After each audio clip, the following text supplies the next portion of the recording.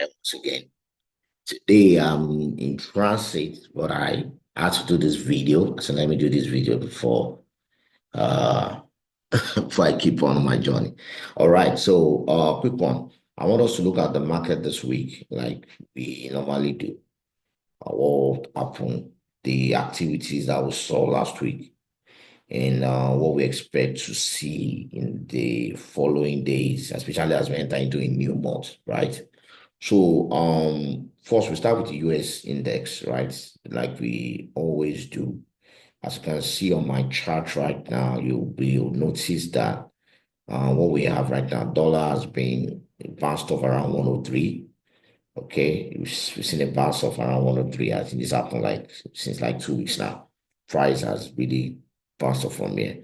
But if you ask me, if you go to the weekly time frame, I still expect this drop to continue, for the dollar index, especially in the light of this new tariff that President Trump is proposing. I think there's one they call the Liberation Day that's coming on, or that is coming up on April 2nd. All right.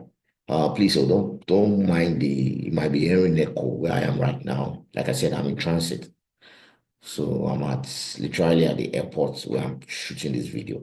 So moving on. If you look at the monthly time frame right now, you will notice that we close the month, very bearish. Don't forget, like I always say, in the group, that anytime we have the month close, you want to look at how does the candle close for the month. It's very, very important. So I feel we might see further, movement of price for dollar index all the way maybe to the zone around 101. All right, because again, as you can see, we already have our swing structure from around the zone 100 to 110. So I expect price to push further down, probably break this 103 where we bounced up, going forward. So that's that on dollar index. If you look at, like I mentioned earlier, um, the news from CBS say Trump says he's planning more tariffs on April 2nd, calling it Liberation Day. I think he also called it a reciprocal tariff. Was talking about the fact that for many years other countries have been, their tariff on US products, especially the European countries, has been very, very crazy. So we see what this week, is going to hold after that announcement. I feel we might see the dollar take a hit again, going forward after that announcement on April 2nd. All right, so moving on. So let's see what gold has really, really, has really, really taken off. Remember last week I was saying that you have to be very careful trying to sell. Some people didn't listen, and they really they pay daily for it. But I noticed somebody sent me a screenshot, took a loss around there, was trying to cut the top for gold. Because of what is happening right now, a lot of economic instability going on around the world, especially because of this tariffs that is coming up with the from US. So there's a lot of panic, with investors. So a lot of people are pulling out funds and running to gold, for safety. And that's why you see gold as it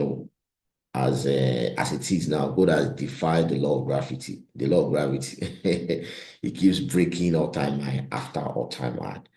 And the way gold is behaving, you don't want to, at this rate, you don't want to be looking for trying to catch the top. You rather want to wait for price to pull back. And then what you want to do, you want to probably right now, we already broke 3,062. We create another all-time high at 3,082. So you want to wait for price to pull back before you buy. All right, you want to do this and then do this. So you don't want to be selling at this top because we don't know if price will still continue that uptrend. All right.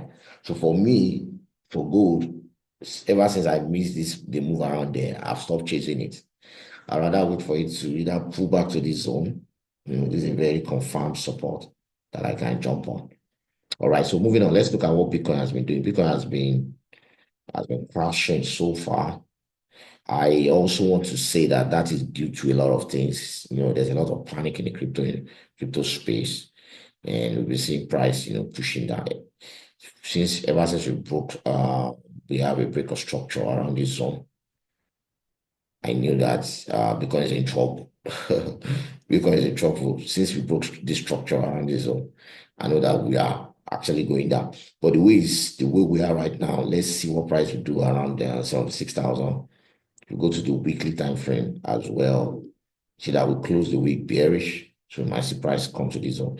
You go to let's see how the month close, the month of March. It's looking like price might keep pushing back to the downside. All right. So that's that for Bitcoin. Let's check what pounds. Let's go to currency. Pounds is bullish because dollar is bearish. If you look at the weekly time frame, we are still pushing to the upside for pounds.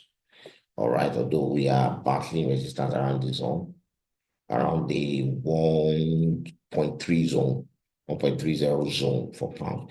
And if you look at our price closed for the currency, pounds USD, see that, I mean, for the month, we are still very super bullish. We are still super bullish. So I'll be watching this one, trying to, if I see a very lovely pullback, this coming week, I'll be looking for opportunity to jump on a buy on pounds USD, but I will be waiting graciously to see a pullback before I do that. Right about here, I'll be jumping on a buy. So that I see a pullback, I jump on a buy, or if I see a break of structure around 1.30, if I see a breakout from here, I'll look for pullback after that breakout and I'll jump on a buy. Targeting this zone at 1.3. All right, same thing with Euro USD. If you check what Euro USD has been doing as well, and you see that it's the same structure. If you go check our price close for pounds for Euro USD as well, our price has been, been pumping as well. Remember last month that this was in February when we were looking at our price close for the month, and I was saying that I'm going to jump on a buy. I think I took a buy around this area, came out around after 300 pips from this move for Euro USD. I'm no longer in Euro USD right now. But if I see a very good sizable pullback around this zone, I take a buy. I believe this is a very strong. If you look at this trend line on the weekly time frame, on the monthly time frame, price has been touching it, has been pulling back. Each time price touches it, it pulls back. So I'm hoping that probably we might see price come to this zone again, around 1.105, and then probably might have a pullback. Because Euro USD on the zone, we all know that it's bearish. If I've been listening to me on this channel, I always say it that you don't want to, for Euro USD, you know that Euro USD is bearish long term, right? So any bullish movement on Euro USD is actually a retracement. Long term is bearish. All right. So I want us to look at the JPY pairs for, let's quickly look at the JPY pairs. Let me see JPY. GBPJPY has also been bullish. In a WhatsApp group, I mentioned this. I think I mentioned the bullishness of pounds JPY long. I think this was last month that we started taking buy around that zone in the Telegram group as well. This particular move on the weekly time frame. Let me expand this so you guys can see what I'm saying on the weekly time frame, where we bounced off of support around 188.135. So price has been pushing to the upside ever since. So for me, I'm super bullish on pounds JPY. If you look at the monthly time frame as well, we closed the month strong as a bullish candle. So going forward, if I see a lovely pullback, I'll be jumping on the back. All right, I want us to look at indices. Let's look at US 100. I've been trading US 100, a lot for some time now. Right this year, and the god of USD 100, US 100 has really has really been on my side, right? So last week, previously before now, because of a lot of news of this tariff, thing that's been going on, we saw that the Nasdaq has really taken a hit from around the zone, and that price, that movement is still, going, still continuing.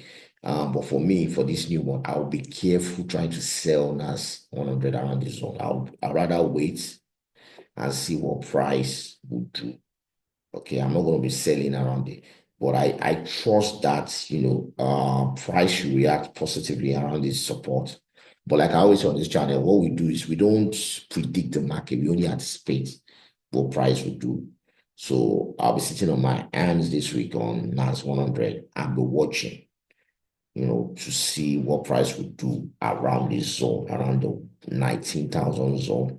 If I scale down to the daily time frame and I see a good bounce off from that zone, I'll be jumping on the buy. If I see a good bounce off, if this zone holds, I'll be jumping on the buy. If you go to the 4 hour time frame as well, see that price is very close to that zone, to that price zone around 19,000. It's a major zone. It's where we have price bounce off. If you go back to daily time frame, that price already bounced off here. That was on the 11th of March. So I want to see if this will be used as a, see that this is used as a liquidity grab. Price comes here and bounce off from here. All right. Depending on how the market reacts to President Trump tariff on Tuesday, we might either see a bounce off from here. All right. And price continues to the upside, retreats a little bit back to the upside, or we see a total take out from this of price on this particular on the 19,000 zone. So either way, I'll be sitting on my hands to watch and see how price reacts. Price reaction around this zone will determine my next decision for NAS 100. All right. If we check NAS 30, S&P 500, they are also almost printing almost the same time. So I'll be stopping it, I'll be, if you have not subscribed to my channel, ensure you do so. All right. And if you have not joined our free Telegram group, ensure you do so. I'll be dropping the link in this video description. All right. I'll be seeing you guys in the next video. Thank you.